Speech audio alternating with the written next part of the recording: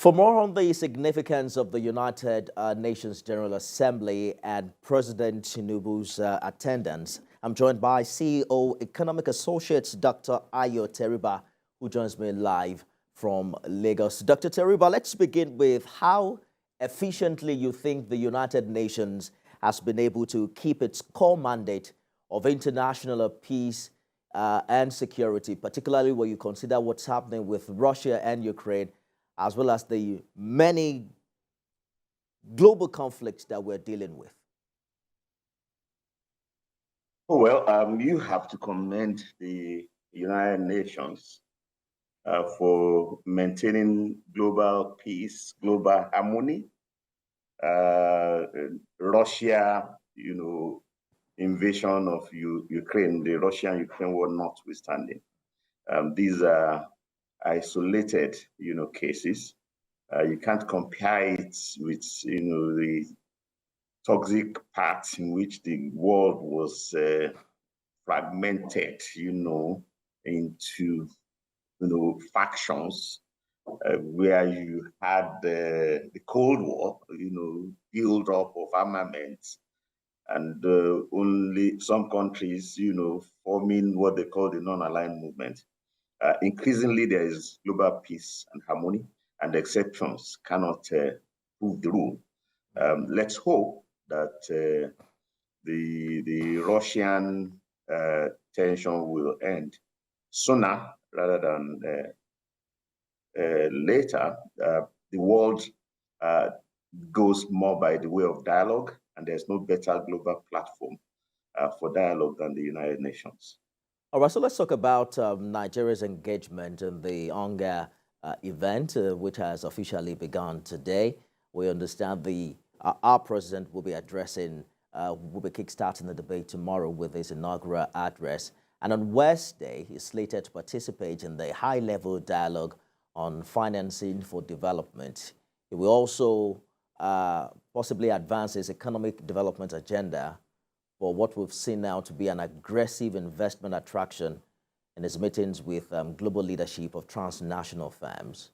We also are hearing that some of these firms would include Microsoft, Meta Technologies, ExxonMobil, General Electric, and a few others. What are the real potential opportunities here for Nigeria?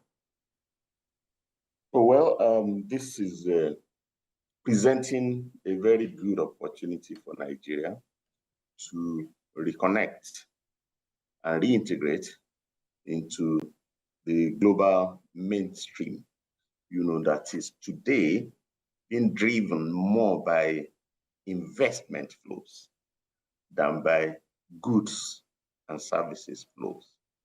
In the past, it was about flow of goods and services that seemed to have peaked in the past decade and is most likely to decline.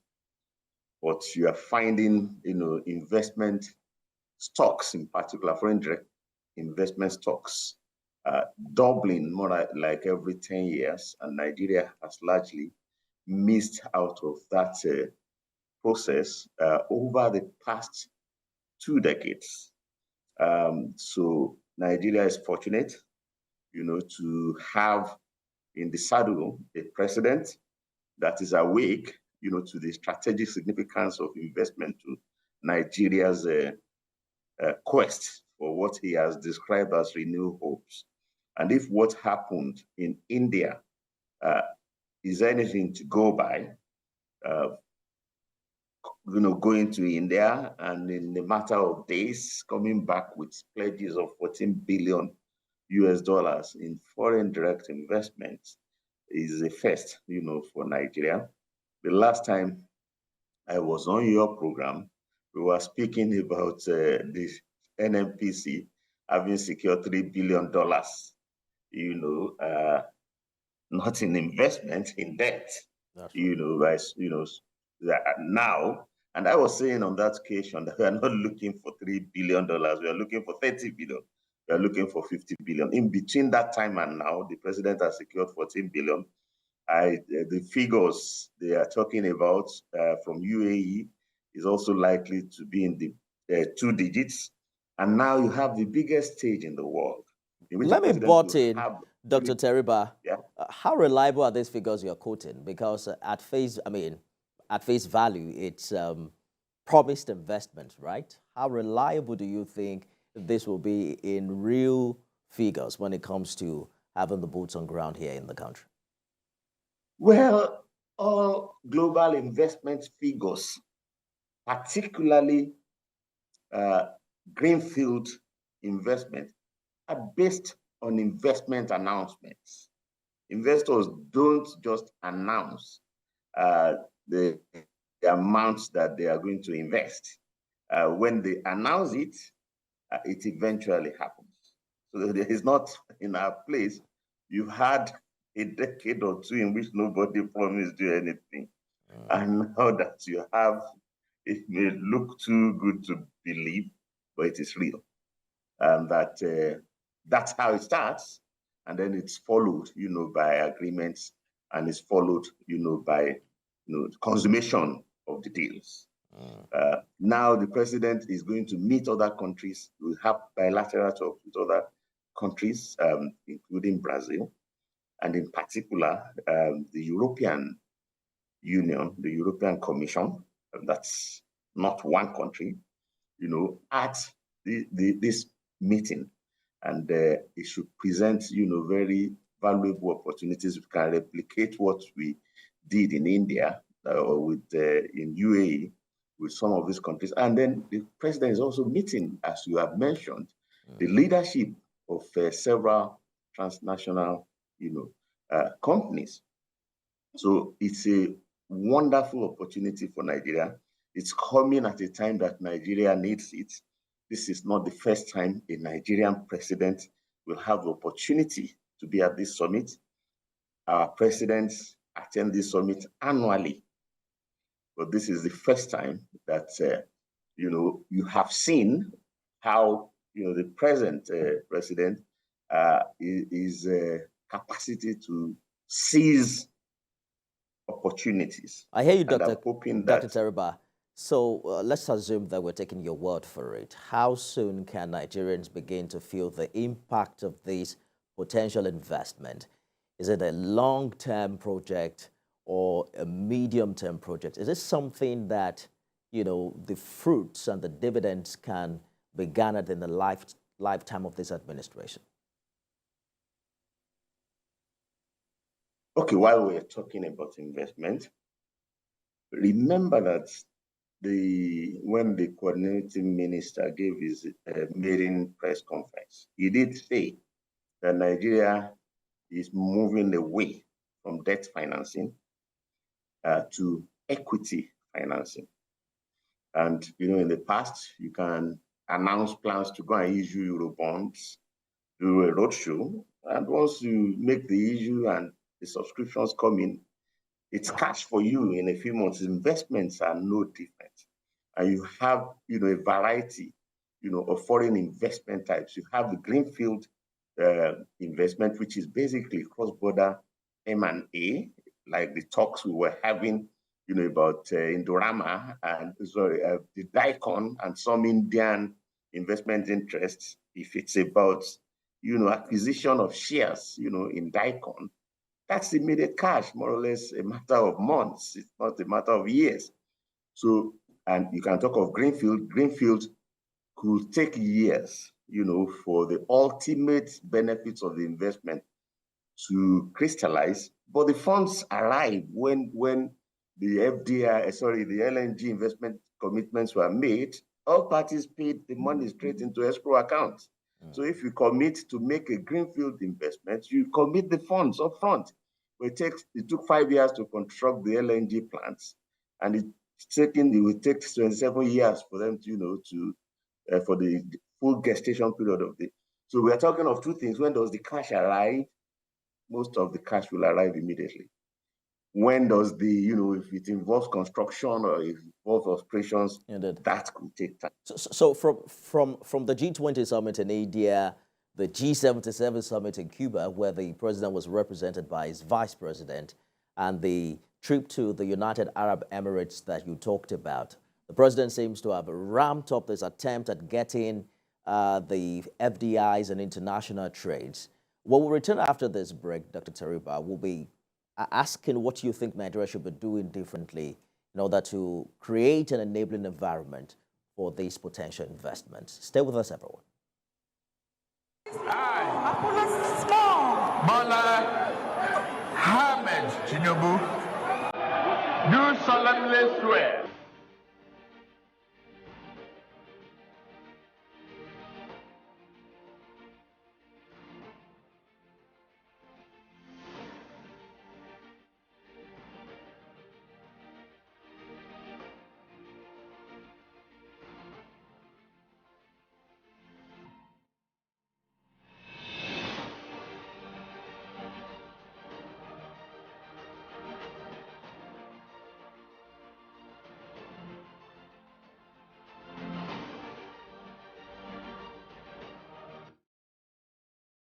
Ayo Teriba is the CEO, Economic Associates. He joins me on the program this evening to discuss the United Nations General Assembly, as well as the prospects Nigeria have in the ongoing summit in New York. Thank you for staying the course of the program this evening. So there's a reason why Nigeria hasn't been, quite frankly, an investment destination for most countries of the world.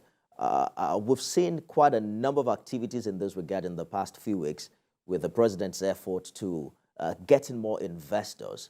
But the big question would be, have we done anything differently to make Nigeria, that kind of environment where such investments will thrive? Very good question. There are two views about the past, and the two views are: one, it was either that investors were snubbing Nigeria, or that Nigeria was snubbing investors. And you are implying that Nigeria has to do something differently, for investors not to snub. So which means you believe that investors did snub Nigeria. Investors never snubbed Nigeria. The opposite is true. Nigeria snubbed investors. Nigeria preferred creditors to investors. At home and abroad, Nigeria never, investors give you equity. Nigeria never offered any equity issue. We would prefer to go to Eurobonds and issue debt, than announce equity. When we announced equity investment in LNG, it was subscribed for. When we announced, it's now in the 7th train, when we announced in GSM telephony, it was saturated, investors came. And the lessons of the past few weeks as the president went to India and he went to UAE is that we've discovered the eagerness of investors to make commitments to Nigeria. It's not that we were doing any hard sell. They've been keen. Many of them have traveled here to Nigeria before, trying to invest in Nigeria. Nigeria is the 7th largest population in the world, the biggest in Africa, Middle East, or Europe. Why would investors not be interested? And many of the sectors that can absorb large-scale investment are owned by government. Power transmission, rail, we've let telecoms go. So Nigeria should stop snubbing investors. And that's the example that Asiwaju is providing. And to your question about beyond India, beyond G20, beyond UNGA assembly meeting, what should Nigeria now do differently? All you need to do differently, now that you've used these as test cases to establish that investors are indeed eager to expand investment in Nigeria, fundable investment projects. Say that again, Dr. Teriba. I think we lost you for a minute. Origination is very, very weak. There are so many investment potential. Oh, okay. You were talking precisely what Nigeria can do differently. Can you take it up from there? Yes. So, fine.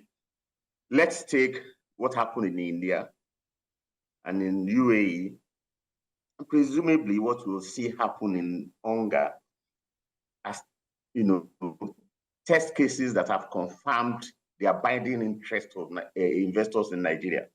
And Nigeria now has to come up with a list of fundable projects that we are willing to allow investors to come and take equity stakes in, both greenfield, brownfield, and in the project financing space, which is referred to as PPP or concessioning. So Nigeria had shut investors out, defining creditors. Right now, the coordinating minister for the economy has signaled that we have no interest in further increasing debt.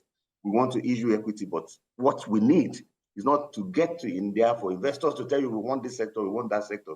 Let's come up with our own list of the investment opportunities. That if investors do bring the funds, they can invest in them. I'm also wondering if there are, if there are ways to better take advantage of these potential investments. For instance, they will say Nigeria has relatively some of the cheapest labor you can get anywhere in the world. What's there for the Nigerian people in the short term if, for instance, there are new businesses, new corporations setting up in this part of the world? Right. Well, in some sectors, they are looking for cheap labor.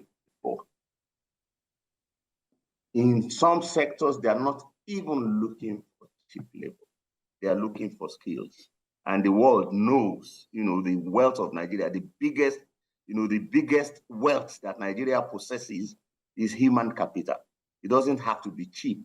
It only has to be available and capable. So come up with a list. If Saudi, started on this journey around 2016, 2017. They came up with what they describe as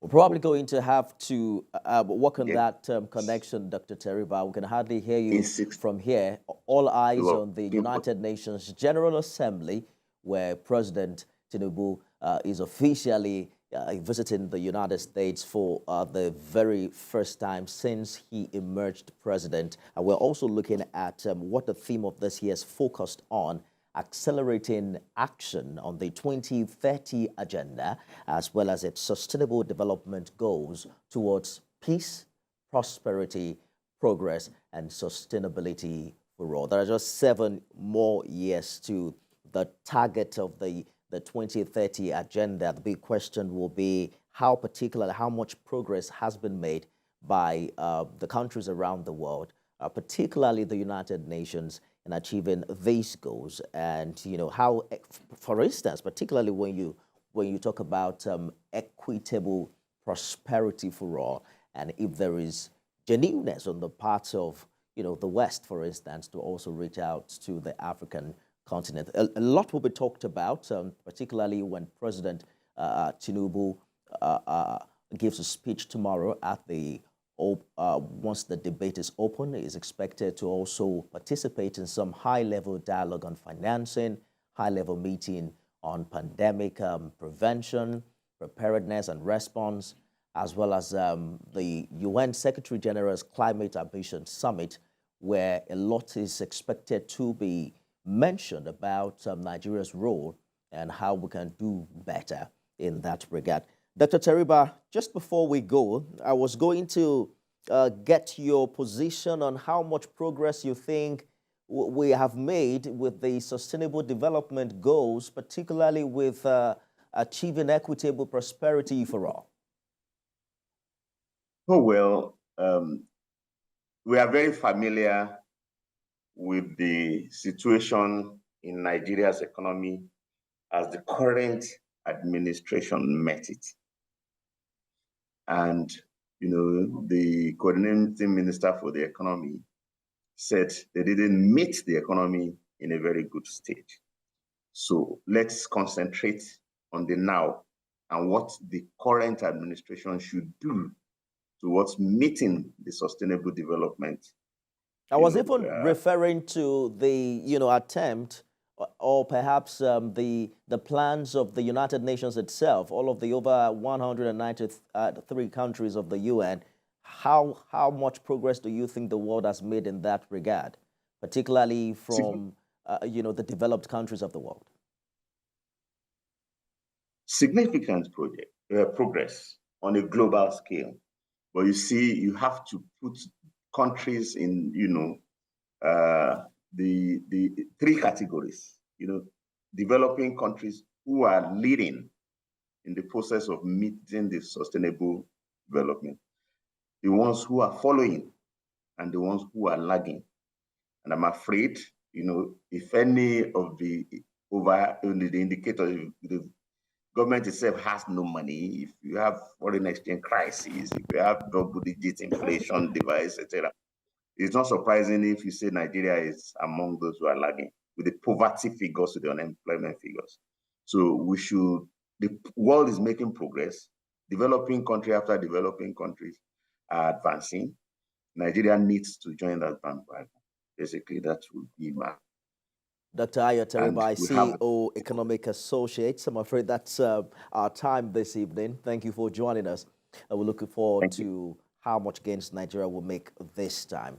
That's our show today. You can watch a repeat broadcast at midnight and at 6 a.m. tomorrow. I am Nifemi Oguntoye.